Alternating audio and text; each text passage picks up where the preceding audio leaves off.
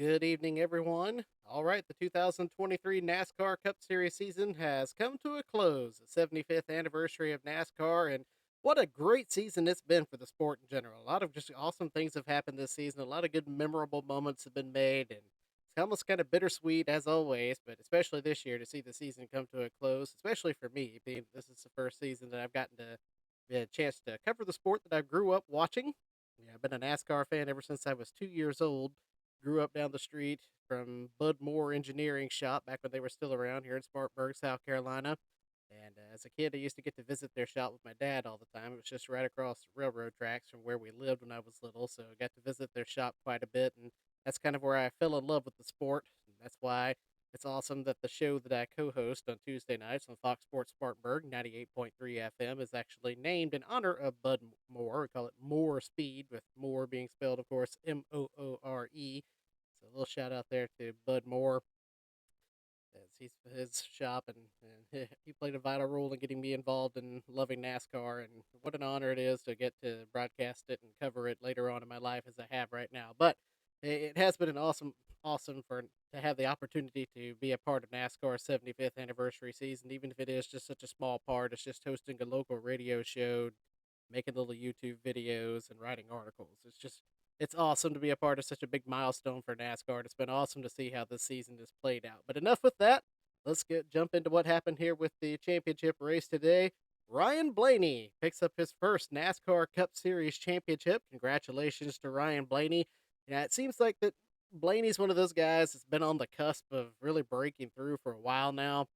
Every year he at least wins one or two races. He has his usual wild Talladega wins. He'll pick up a win at somewhere like Texas or Atlanta.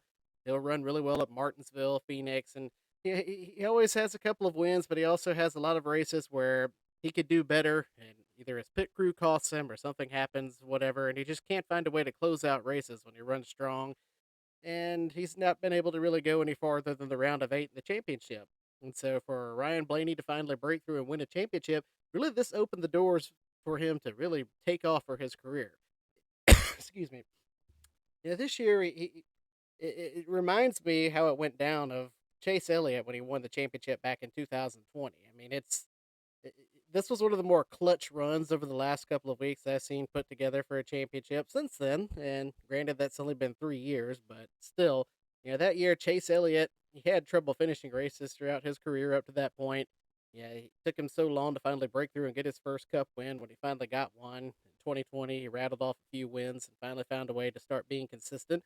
Ended up winning the championship that year. And in order to win the championship, he had to get down to a winning a must-win race there at Martinsville just to make it into the championship four. When he did that, he had all the momentum going into Phoenix, ended up winning there and winning the title. And really, kind of the same thing for Ryan Blaney's happened over the last couple of weeks. After Vegas, that was a controversial race where he got disqualified and then requalified the next day because of his shocks not meeting the specified length that NASCAR wants for them. They were a little bit short. That NASCAR found that it was their fault because their template shock was not correct, not set correct, whatever. But yeah, after that, it kind of looked like Blaney was in a situation where he was either going to have to win at Homestead or Martinsville just to get into the championship four. And then you go to Homestead and he ends up finishing second, which really set him up to be able to point his way in with a track that he runs really well at and really easily could have done it at Martinsville without the win.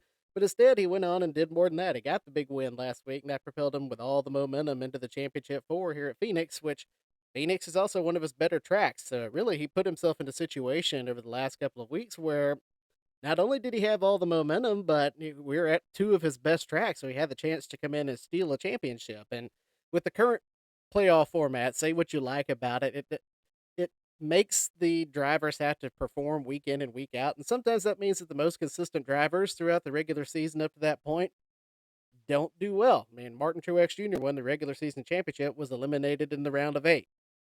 You saw Denny Hamlin be one of the most consistent drivers all season long, eliminated in the round of eight. That close, but eliminated at Martinsville nonetheless.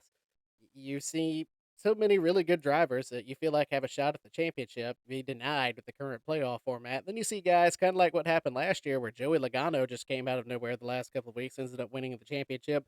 That ended up happening here this time. So Yeah, tip of the cap to Ryan Blaney. He put together one of the most clutch runs over the last couple of weeks and truly earned the championship. And he really had to fight for it today too. We'll dig more into that in just a second. But yeah, let's go over the race itself, or should we say the race within the race? With the championship race the way it is right now, you really have two races going on in one. You've got the actual race on the track that somebody's trying to win, and then you've got the race for the championship. Now, over the last couple of years, it's coincided to where the race winner ends up being the guy that won the championship. Today, that didn't end up being the case. That was Ross Chastain. Ross Chastain was the first since this current playoff format with the elimination rounds came into effect to win the race that wasn't a championship contender. So, tip of the cap to Ross Chastain. I know a lot of people aren't really talking about him right now, or not even really focusing on him. He's not getting his due with this, but he actually did run a really good race today, and he was a factor in this race. He really kind of helped make things more interesting there in the end. But just focusing strictly on the race within the race, that's the race for the championship. It started off, William Byron started on the pole, and he had good short run speed, but yeah, and he got into the long runs, he dropped off really, really bad. Like, yeah, that really has a lot to do with the way they set the car up. Last week going into Martinsville, he had absolutely no speed at all, and that's because they completely swung and missed on the initial setup, and they just weren't able to adjust very well. Well, this week they kind of took all the chances they could to try to get the initial setup correct because they knew he couldn't really afford to swing and miss again, and him because with Phoenix you have to win more or less to really have the best chance to win the championship, and so they put all the effort into getting the initial setup right, and it paid off. It got him good for the short run, for qualifying, and for practice, and those are short run efforts. But when it comes to the race and the long runs, you eventually get a big drop off if you're only set up to run in the short run, and that's really the case. They weren't really able to find a setup or an adjustment to really get the car to sustain throughout the entirety of the runs. And so he had a huge drop off once it got about midway through these long green flag runs, and he had noticeable falling back. I mean, every time it seems like he'd be running up at the front, then all of a sudden he'll end up in third, and he's third, fourth, fifth with the other three drivers he's racing against for the championship. So with William Byron, he just never could get the setup right, and that really kind of ended up costing him the title here in the end. But um, even with even with the setup issues, Ryan Blaney had some setup issues as well. Early on in the race, Ryan Blaney was running super, super loose, like to the point where he basically was having to make it like a dirt track race, where he was having to turn right in order to go left. And he didn't have to communicate that with his crew. They looked at the data and they knew that his crew chief basically was like, "Yeah, I see that you're turning right now, so I'll make a note to make a change on that." So, yeah, when you're on a asphalt track and you're turning right to turn left, obviously that goes without saying. There's a big problem there, but they were able to get him adjusted. It took him till halfway through the second stage to really get his car going strong, but once they did, it kind of proved that Ryan Blaney had the best car out of all of the championship four contenders. And looking at the other championship four contenders, Christopher Bell, he ended up turning it into a championship three because he had a brake rotor explode on him. I know we've had this problem happen at other intermediate tracks throughout the season. I know it happened like on three different occasions when they raced up in St. Louis at Gateway or Worldwide Technology Raceway, whatever you want to call it now. But yeah, a lot of people back then when it happened were like, because it was so frequent, they were wondering if it was a supplier issue, a parts issue, or if it was just a NASCAR issue. And at the time, a lot of people were kind of leaning that it might have been a manufacturer thing because all of these parts that they're using on these cars are spec parts, and so they had to come from one manufacturer. You can get a bad batch. That's a very big reality, a very big possibility. But also, you have to figure in that sometimes these parts do fail just because of typical usage. And it was Steve Letarte pointed out, made a really good presentation on during the NBC broadcast about what can cause these brake rotors to actually explode on them. And one thing he pointed out is that as much as you use the brakes, especially when you're going to these tight turns that they've got there at Phoenix, if you're really hard on the brake, those brakes are going to overheat a lot faster. They already get really hot. They have air ducts that are running from the nose of the car to cool the brakes off, and if you don't have enough airflow coming to them, obviously they're going to overheat a lot faster. But when you're applying a lot of pressure on the brakes and you're overusing them or over braking too hard, then it causes them to overheat that much faster if they're not really getting proper cooling to them. And that may or may not have ended up being what happened there to Christopher Bell today. It just kind of overheated that brake rotor to the point where it was red hot. Of course, these brake rotors are made of metal, and metal under intense heat expands and weakens. And so When that happens, when the pressure comes down from the brake caliper and the brake pad, you put on the brake, it causes those rotors to explode, and that may or may not have been what happened. He may have just been over braking a little bit too hard. I know he was saying on his radio that he wasn't getting a whole lot of cooling back there, so it's a possibility that might have happened, but it didn't help his own case if he was braking too hard, and that caused that rotor to shatter, tear up a tire. And at that point, all you can do when you have no braking is just to go right up into the wall just to be able to slow down. And that's what he had to do. When he did that, obviously, that basically took him out of the race completely. And so, yeah, tough day for Christopher Bell. He ends up getting eliminated and turning this into a playoff or a championship 3 instead of a championship 4 in this one. But really, the race within the race happened between Ryan Blaney and Kyle Larson, and it was as good of a race as you could possibly have right there. I mean, you had Ross Chastain up at the front, making things a little bit difficult. Blaney obviously worked his way up there and was trying to take the lead when he had a nice little bit of a lead on Kyle Larson. And Chastain earlier in the season, people were getting onto him about his recklessness and how he seemed like he was driving just concerned only about himself, almost like he was almost trying to desperately prove himself and try to show that he belongs up at the top of NASCAR, like he belongs in championship consideration and belongs in a good ride, whatever you want to say about him. And because of that, he got him into trouble. I think Rick Hendrick and a few other guys came and talked to him after Darlington and basically told him, "Look, you're going to have to chill out a little bit because the way that you're driving is affecting every other Chevrolet team out there." And so what ended up happening is he dialed it back, and you didn't really hear a whole lot of controversy involving Ross Chastain for most of the season. Well, we get here to the last race of the year, and, well, to quote that old line from The Water Boy, last game of the year can't hold anything back now. And that's exactly what Ross Chastain seemed to have on his mind today once he got up to the front. He wanted to win this race today to make a statement or whatever, maybe, and to possibly get himself a little bit of momentum going into next season. So once Ross Chastain was running up there at the front, all he was focused on was himself. And so when Ryan Blaney was up there trying to pass him, he turned himself into Ryan Newman. You know, Ryan Newman has that reputation for being incredibly hard to pass. He won't give you an inch, the inch that you need inside or outside to try to get around him. He's going to make you work for it. And Ross Chastain didn't want to give the lane up to give a line to Ryan Blaney. And Blaney was getting really frustrated with that at that point. Almost to the point where when Martin Truex came into the picture, it almost made it a three wide battle. Blaney went and just love tapped, we'll call it that.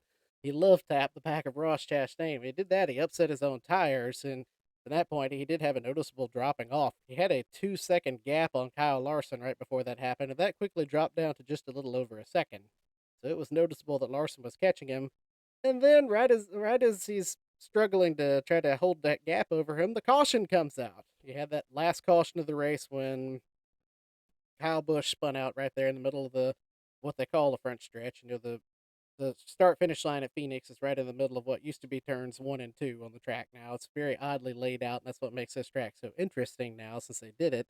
But when that happened, it really completely changed the race because it made it to where whoever was going to win the race off pit road was going to have a big advantage. Not necessarily the one to win the race, but to win the championship.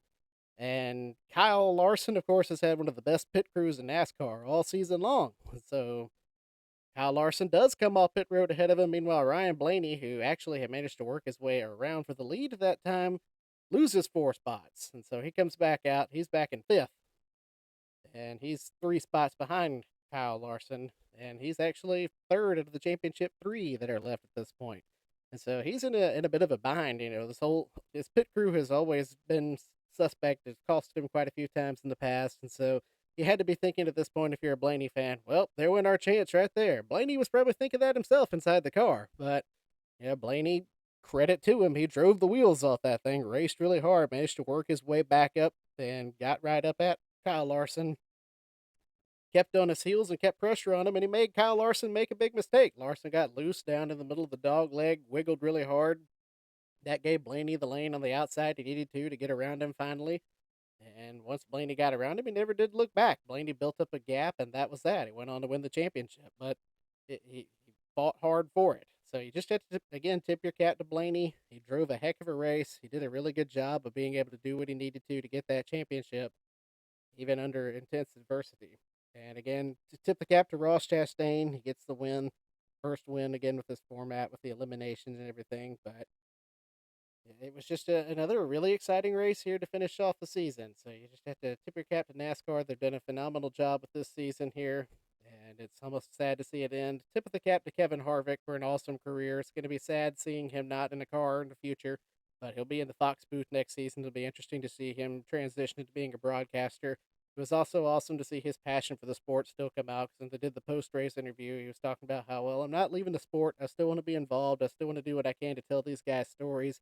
So I really think Kevin Harvick's going to be a phenomenal broadcaster. I'm looking forward to him being in the booth starting next year. That's going to put a wrap on Phoenix, and that's going to put a wrap on NASCAR's 75th anniversary season. I would again like to just thank NASCAR and the guys at my radio station that I work for giving me a chance to be able to just be a small part of broadcasting and being a part of NASCAR's 75th anniversary season. To be a part of such a big milestone for a sport that I grew up with and love is just fantastic, and I'm already looking forward to next season. All right, that'll wrap it up. We'll see you next year.